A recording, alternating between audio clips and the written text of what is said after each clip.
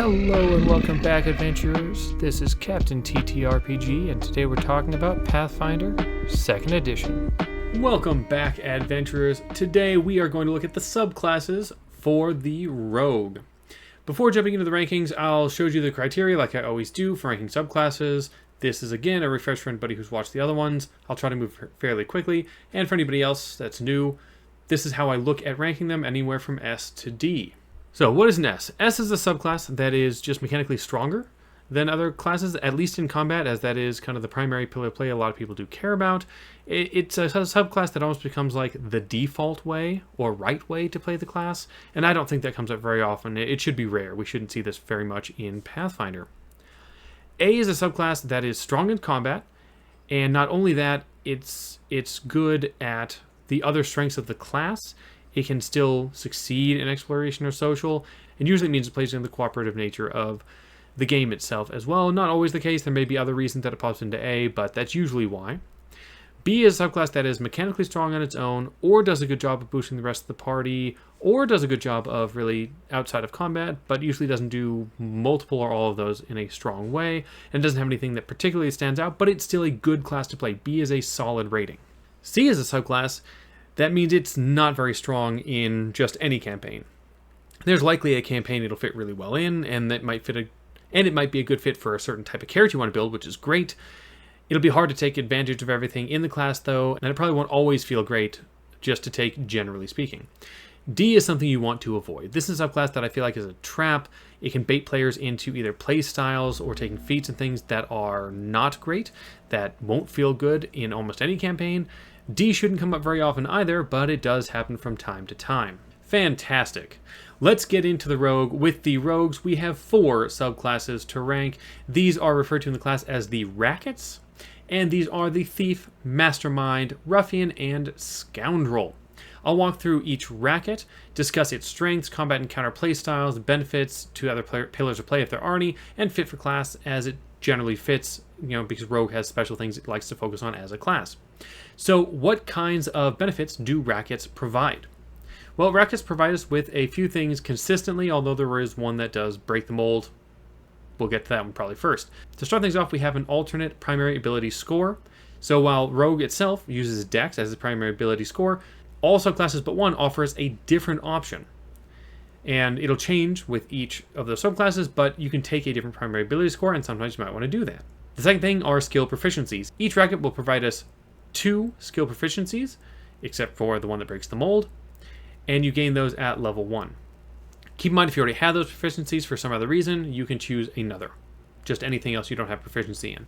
And finally, some improvement on sneak attack. So sneak attack being your primary class feature. These offer some way to either take advantage of it or do more with it, generally speaking. Again, except for the one that breaks the mold. So look for that. Look for some way to either give us more ways to make creatures off guard, stay off guard, or just increase our sneak attack in some way. But it's usually how do we get them off guard to trigger it more easily. Something that doesn't quite count in that category, but is still true. Every single racket does give you 2 feats to take, one at level 2 and one at level 10 if you want to lean into your racket even further. The first one is usually around your sneak attack, and the one at level 10 is some sort of improvement to debilitating strike, which is a level 9 class feature that you do get. So we're going to talk about these and the effect that they have around the game for each racket. We're going to start though with the one that breaks the mold, because I keep saying there's one that breaks the mold, so let's just deal with that one and get it out of the way, and that is the Thief. So what's our alternate ability score? There isn't one. Dexterity. You're just doing dex. That's what you do. What skill proficiencies do you get? You only get 1. You get Thievery. Cool.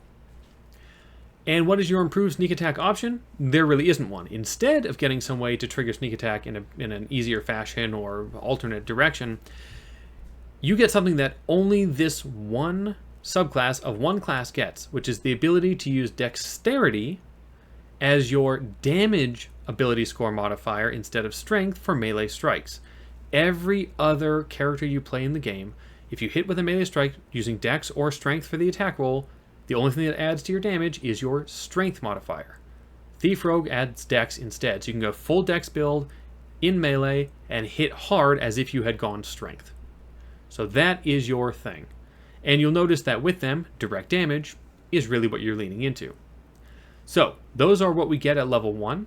What are our 2 feats for Thief. Thankfully, Thief didn't break anything this way. They still get 2 feats. So at level 2, you have Unbalancing Blow. Your critical hits that deal damage make the creature off guard to your attacks until the end of your next turn. And this is from any strike. So you don't have to crit with a sneak attack or a melee strike. You could crit with a bow. You could crit with anything. As long as you crit and dealt damage, it's off guard to all of your attacks until the end of your next turn, which is great because it's easy to trigger sneak attack again next round. So nice damage on top of damage, building more damage. And then at level 10, Precise Debilitations. So keep in mind with Debilitating Strike, the way it works, it's a free action after you get a sneak attack. I mean, there's more to it than that, but that's the basic idea. And there's two options, and either they're instant or they last until the end of your next turn. So what are our 2 debilitating strike options here? The first is just to add 2d6 more precision damage on top of the attack's damage. So you're adding damage on top of damage. Thief is really, really about single target damage. The other option is to make the target off guard, which isn't just to your strikes. This is straight up, the target is now off guard as a condition until the end of your next turn, which means all your allies can get in on this lovely lower AC style of play. That can be a great boost to any other martial characters or even spellcasters that are doing ranged attacks with their spells, which is about the only way that we lean away from pure damage as a Thief Rogue. So we've got the Thief Racket here. Obviously you can see it's all about damage on top of damage. And some of it just feels like building on top of the basic rogue kit of single target damage. And that does make sense. It's nice that we can dump strength. That gives us a lot of options for secondary. While the other rackets choose a secondary for you most of the time, or Dex becomes your secondary if you choose the other primary ability score, this leaves it open to you, which is a nice level of versatility, especially with all the skills you get.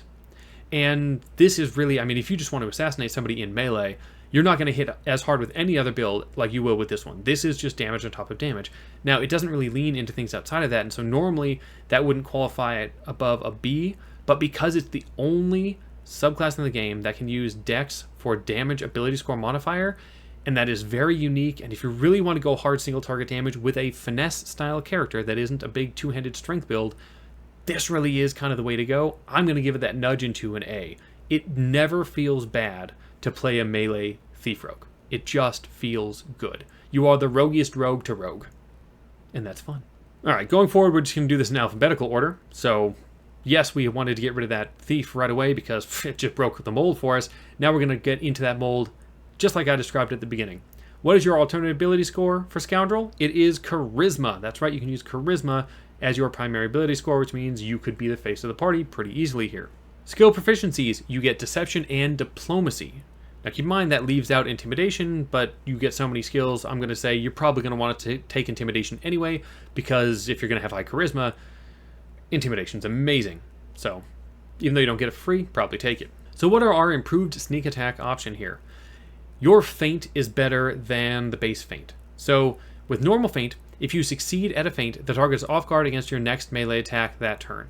On a crit, it's off guard to all your melee attacks until the end of your next turn. With the improved version that this subclass gets, though, the success acts like the critical success of the normal feint, so off guard until the end of your next turn, which is great. And on a crit success, the creature's off guard to all melee attacks until the end of your next turn. So suddenly you gave your allies, hey, this guy's off guard to all you who want to come up here and melee it, which is really nice. So both versions of feint become way stronger, and I think feint is underused. Honestly, it's a pretty solid action. And then what are our feats? Well, we've got Distracting Feint at level 2. Look, we're doing more with feint. Creatures off guard because of your feint also have a -2 to perception checks and reflex saves. Now, the perception checks probably won't come up a ton unless you've got them, looking around for you and you're trying to sneak and hide from them, which isn't bad. The reflex saves, though, if you've got any casters in the party, they're going to love this if they're just dropping out AoE bombs, because reflex saves are important when trying to avoid that kind of stuff, and if you can get them from a fail to a crit fail, that double damage means a ton. So, -2 to reflex saves, very nice. And Tactical Debilitations. This is level 10 again, just like the other one. And you choose from 2 new options, just like before. Remember, these go to the end of the next turn. So first option is the target can't use reactions. Just straight up, no reactions allowed. And the other is the target can't flank or contribute to flanking with its allies. Okay, so the Scoundrel Racket leans heavily into debuffing enemies in various ways. So they've got a lot of different varieties. All their kind of activities with the feint and with the debilitations, they all lean into helping your allies out by debuffing enemies. And Charisma is also a great ability score here, right? Especially when used with social encounters, but then, let's be honest, Demoralize is fantastic. The problem here is their tactical debilitations feat is extremely circumstantial. Lots of creatures don't even have reactions, so that could just be a waste. And the flanking thing only comes up if there are multiple who even would flank together, and sometimes they will, sometimes won't. It's a good tactic, so it's very likely, but it still may not be the strongest thing you could do compared to like just the base debilitations or other feats that give you further debilitations. It's just not amazing. As far as the distracting feint, your other feat, look, a -2 to perception checks in combat is going to do almost nothing. It'd be great if they had it before combat to reduce their initiative, but they don't. The reflex saves is nice, but it's only going to come up if you've got somebody who can take advantage of it. So it's situational on top of situational. Charisma as a primary ability score is okay. You're probably not going to want to use that if you want to hit well in melee or at range, because again, you get that -1, but it's a good secondary stat as well. And the base increase to feint I do like, but remember you're using an action to set that up. I still think it's pretty good though, and I still think this is a solid racket, so I do think it's a B. I do think it's a solid racket. It's just not going to maybe feel as straightforward for success as like the Thief already did for us, but you can help your allies out, and situationally you can be strong. And that'll bring us to the Ruffian racket. The primary ability score option here is Strength, so this is your grapple rogue build and non-finesse weapon build. Your skill proficiencies, well, you get Intimidation and Medium Armor, so that's very unique, right? Because Medium Armor is not a skill proficiency, but it's a proficiency still. And getting Intimidation is just nice, even though Charisma is not the built-in here. You might still want to take it. The thing that Medium Armor gives us, though, is the ability to drop dex almost altogether. Just give yourself a +1 at the beginning. That's all you need. You can be the non-dex rogue because you can still have a great AC and lean fully into Strength and something else as your best secondary ability score. What's your improved sneak attack option? So you no longer need a finesse or agile weapon in order to trigger sneak attack, which is cool.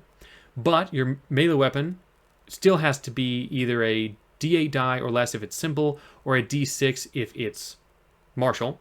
So just keep that in mind. You still are held down a little bit there, but it can be nice to use a simple melee weapon that's like a bludgeoning weapon or something with a D8 die on it and be able to sneak attack with it. That's great. That's a lot of openness here.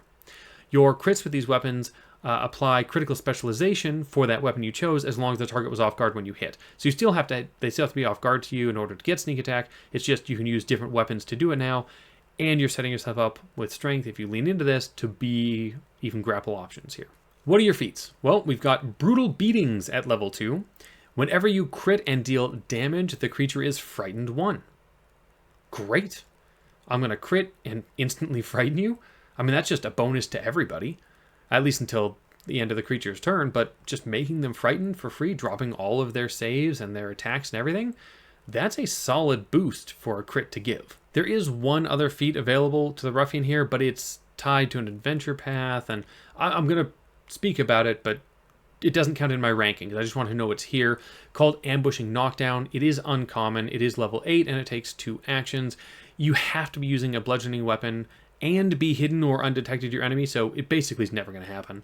But you strike up to you stride up to half your movement, but must end near the foe that you were hidden or undetected from, and then you make a strike, and if you hit, then the creature's also knocked prone. Boy, there's a lot of ifs there. It's not even a great feat in my mind, but it's there. The one I am counting is Vicious Debilitations, again, level 10. You can choose from 2 new options with Debilitating Strike.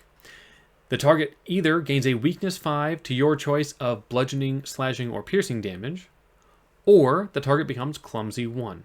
Again, both of these are great for allies because it goes until the end of your next turn. This is strong. An extra 5 damage on every attack, if you've got like a whole party using the same slashing or piercing or whatever, can be amazing.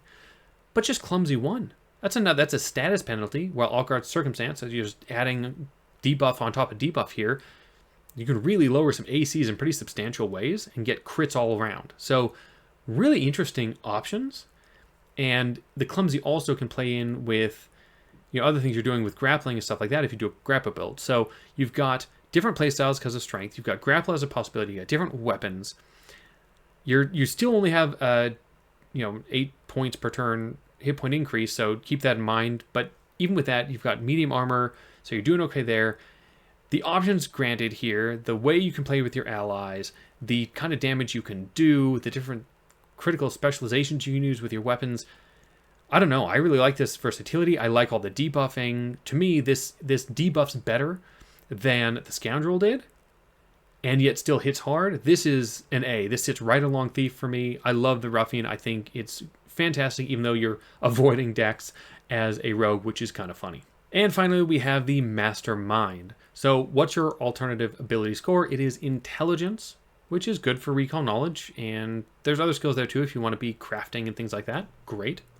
Your skill proficiencies are Society and one of the magic skills. So, we've got Nature, Arcana, whatnot, and these are great for recall knowledge. Again, you're leaning into that recall knowledge potential space. Your improved sneak attack options: if you succeed at recall knowledge against a creature, that creature is off guard to your attacks, not just melee attacks, all of your attacks, until the start of your next turn. On a crit, it's for a minute. So you can just really crit and crit and crit on this creature. Again, being off guard, increasing your crit chance. Your feats: Clever Gambit, level 2. It's a reaction this time. When you critically hit a creature that you've identified with recall knowledge, you can step or stride as a reaction, and this doesn't trigger reactions from the enemy. So if they have gotten up to you and you want to play a ranged character, this is a good way to get out, assuming you critically hit the creature. And Methodical Debilitations, level 10. You choose from 2 new options, blah, blah, blah. The target doesn't get any AC boost from raising a shield, or from lesser cover or normal cover, only greater cover and taking cover, the action. Or the target can't flank or contribute to flanking, which we've seen before. Okay, so we've got some interesting balance here. We got some advantageous information for allies, which is great. We got some debuffing of enemies, but again, our debuffing of enemies is situational. The whole no flanking and all that, situational, and the no AAC from raising a shield or cover and stuff, that means the creature had to be taking cover or raising a shield in the first place, and that doesn't come up that often. So I don't think you're getting much from debilitation. The crit reaction move away thing is okay, but it's not phenomenal, and you're losing your reaction to do anything else that round. I love the knowledge you get here, but I just feel like this one falls behind. It just doesn't have the same ability to debuff or work with your allies other than gaining information that the others really do. As much as I love recall knowledge, and I don't think it's used enough, and I do think it's really strong, this does not hold up, in my mind, to the others at all. Even the Scoundrel, I think, is a stronger build than this, as I think Charisma at least has more outside of combat value in most cases because of the social situations than the Intelligence does. I have to give this a C, and I don't love that, but I do think this falls behind the others. The Rogue is a solid class, though, and as always, is worth playing despite whatever subclass you go with, so don't let these rankings deter you. These are all going to feel good in different campaigns, with different teams, different build ideas. I know that the build I gave the highest 2 outside of Thief was a strength-based one, which is kind of funny, but it just offers so much to the class. What do you think? Do you like the Thief? Do you hate the Ruffian? Do you think I've completely undermined the Mastermind because they have a very cool build around them? Leave your thoughts in the comments below, especially if you played one of these rogues, and tell me how it felt to play some of these out. I'm curious, and as always, adventure on.